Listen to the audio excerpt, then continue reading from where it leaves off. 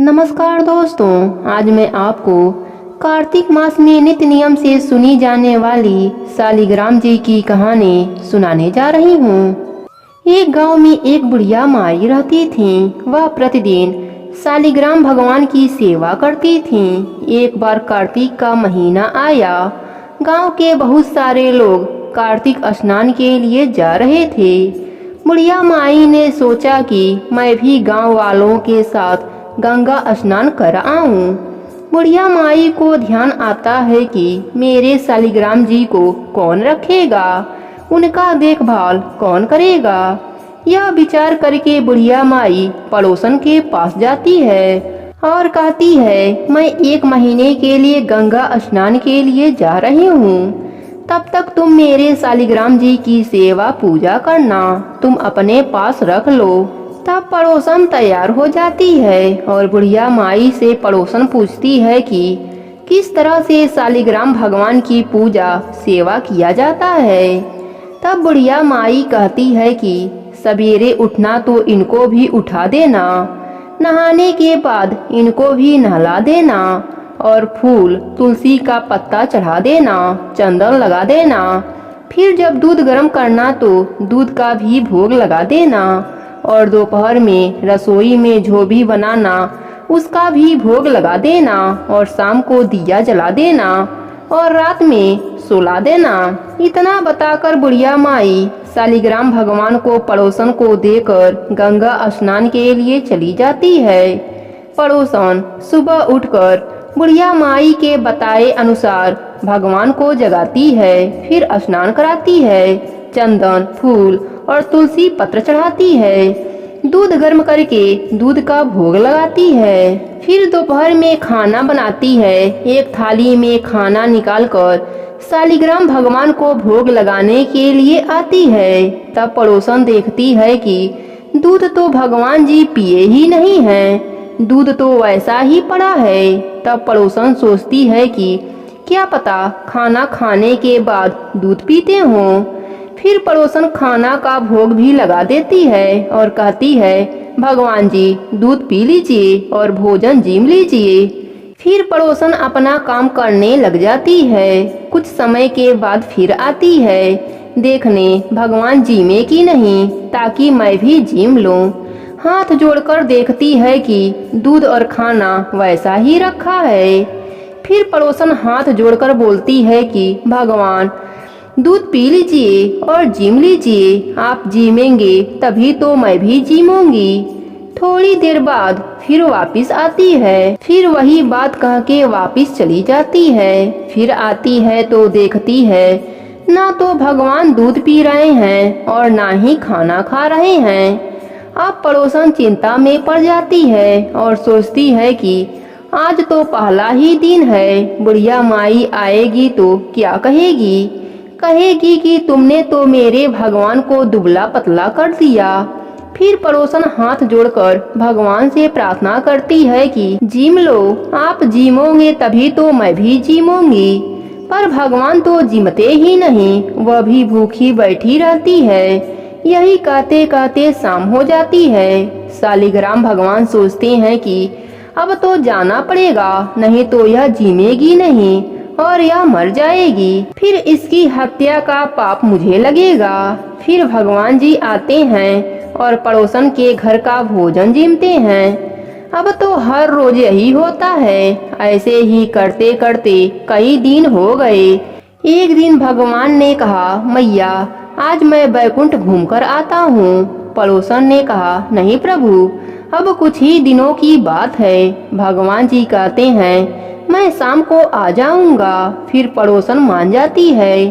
अब रोज यही होता। सुबह भगवान जिम कर बैकुंठ लोग चले जाते और शाम को वापस आ जाते।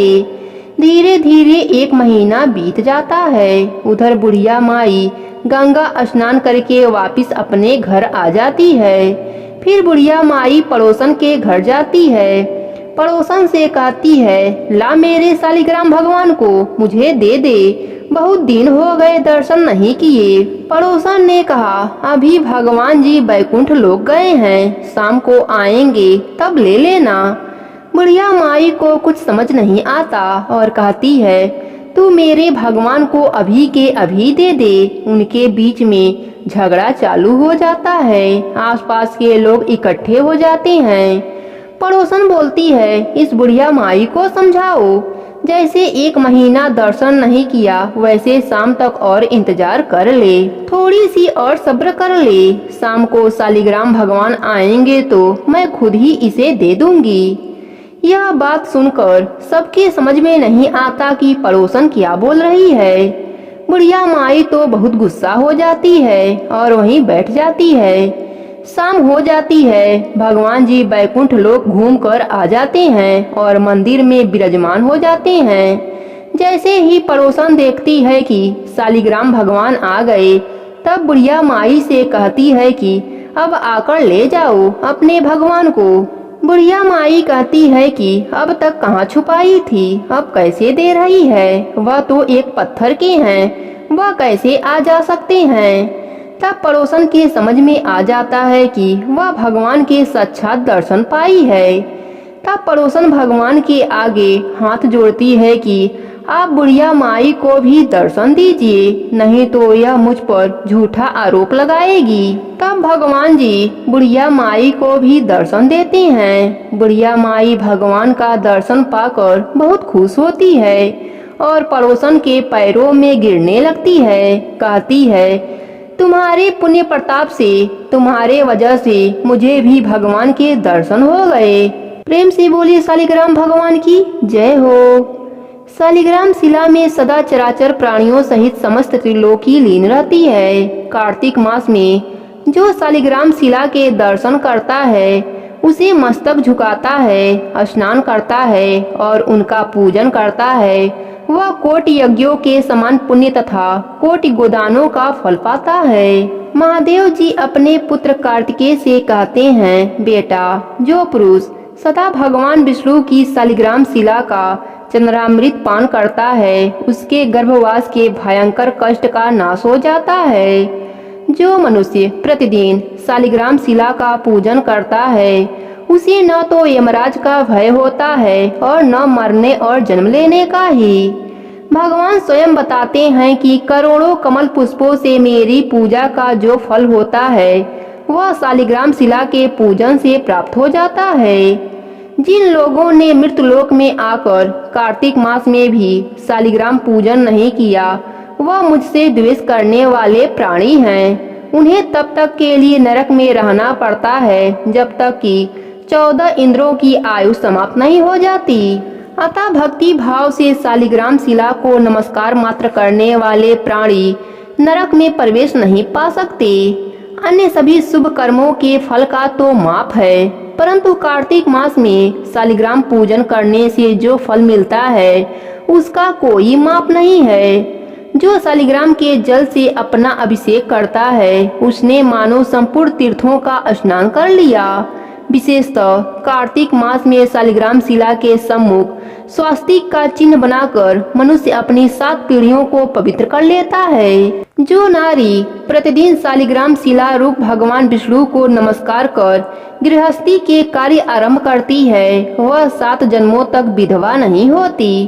अतः सदा सुहागन के रूप में प्रतिष्ठित रहने के लिए यह पूजन बड़े ही महत्वपूर्ण है। हे शालिग्राम भगवान, अपने सभी भक्तों पर अपनी कृपा बनाए रखना। कहानी अधूरी हो तो पूरी करना, पूरी हो तो मान रखना। प्रेम से बोलिए शालिग्राम भगवान की जय हो।